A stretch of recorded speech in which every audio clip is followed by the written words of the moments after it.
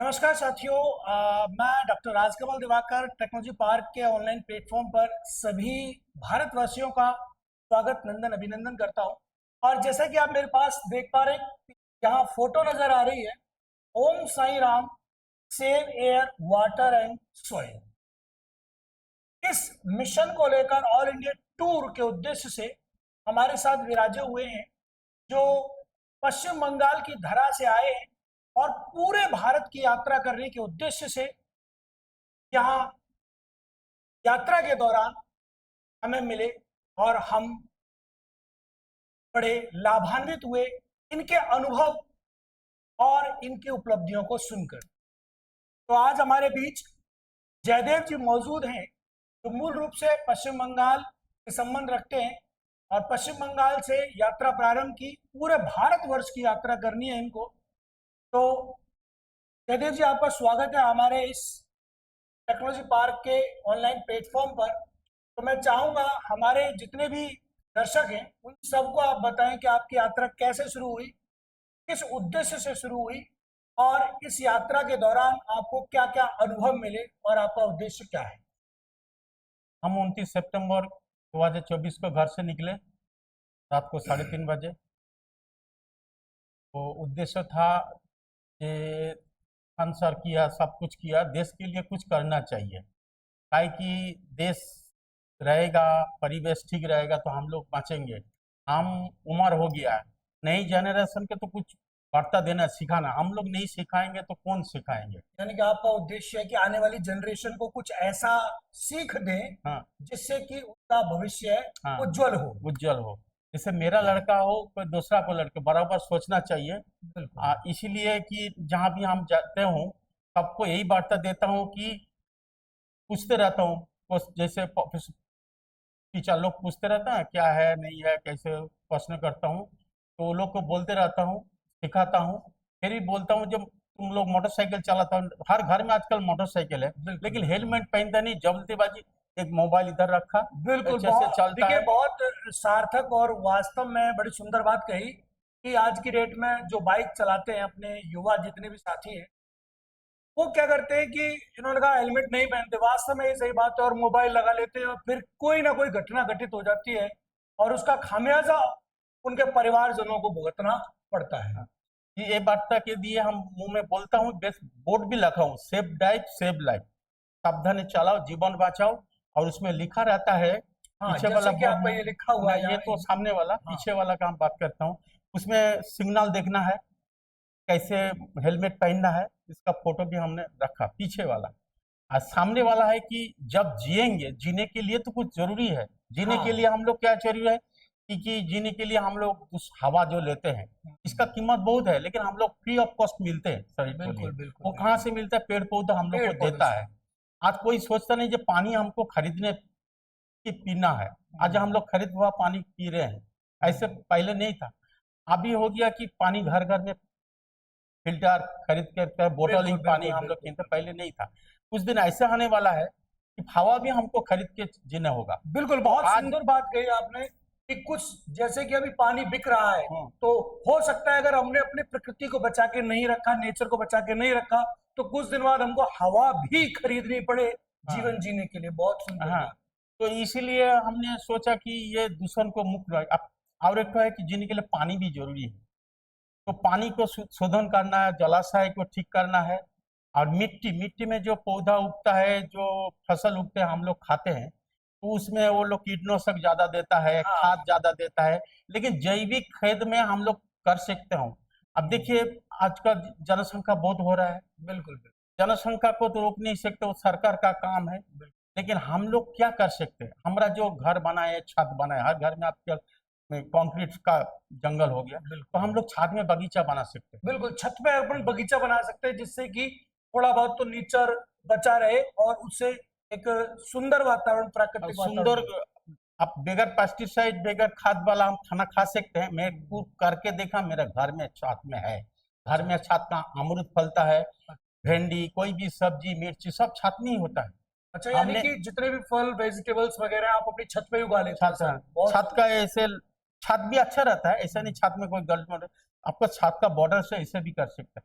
ये परिवेश के लिए हमने सोचा कि देश के लिए कुछ करना चाहिए। जो हमने किया, जैसे हमारा आँख ठीक हो गया, हार्ट ठीक हो गया, इस उम्र में हमारा 60 साल यानी कि उम्र आपकी आंख पहले खराब थी? खराब थी। अच्छा मैंने अच्छा आगे पीछे दोनों ही खराब था। अच्छा। मेरा वो चश्मा सब घर सारे गिरा है, चश्मा, आँख ठीक हो गया, हार्ट ठीक हो गया।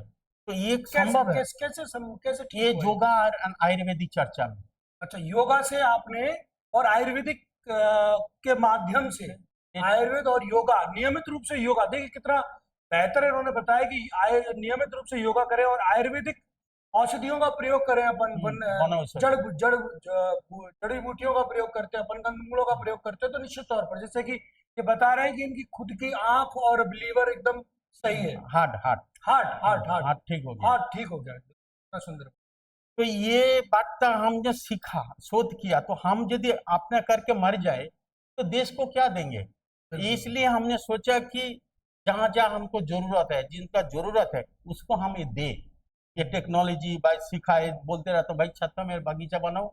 अपने घर का जो कूड़ा है ना, चाय पत्ती, सब्जी का छिलका, हम लोग तो फेंक देता है, कचरा हो जाता है।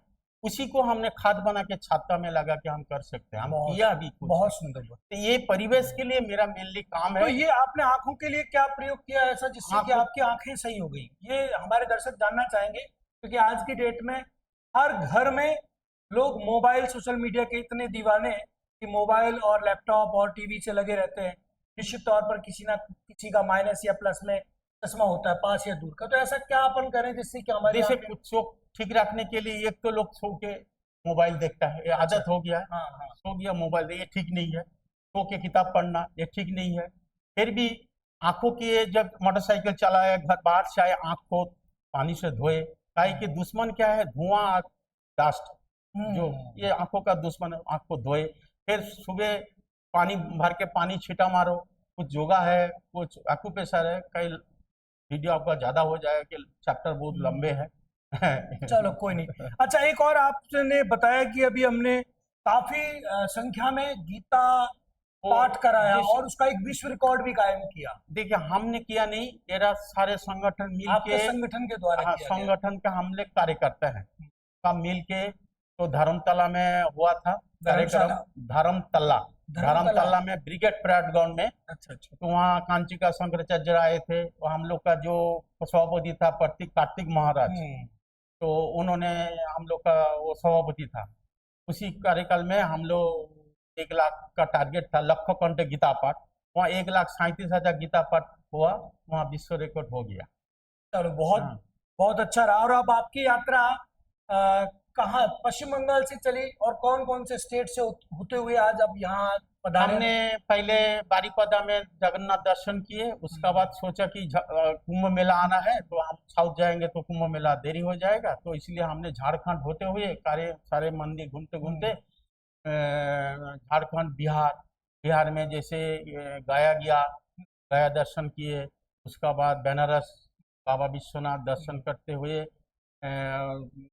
हमने प्रयाग में बिताए। फिर हाँ। दिल्ली, हरियाणा होके राजस्थान पूरा अच्छा, कंप्लीट किया। एक और अभी आपने बताई थी चर्चा के दौरान, हमने आपसे पूछा, जैसे कि आपने कहा था कि मैं अजमेर में दरगाह शरीफ भी गया, गुरुद्वारा भी मिलता है तो वहां भी जाते जैन हैं। तीर्थ स्थान भी। हाँ, जितने भी तीर्थ स्थल हैं, देखिए इनका जो उद्देश्य है वो ये नहीं है कि पर्टिकुलर कोई एक हम केवल हिंदू धर्म स्थलों के ही दर्शन करने हैं। इनका जो उद्देश्य है, जैसे कि उन्होंने बताया कि हम अजमेर दरगाह भी गए थे हाँ आप, हाँ। और कोई गुरुद्वारा भी पड़ता है वहां भी गए आप, अमृतसर गए होंगे तो वहाँ स्वर्ण मंदिर में भी गए होंगे आप।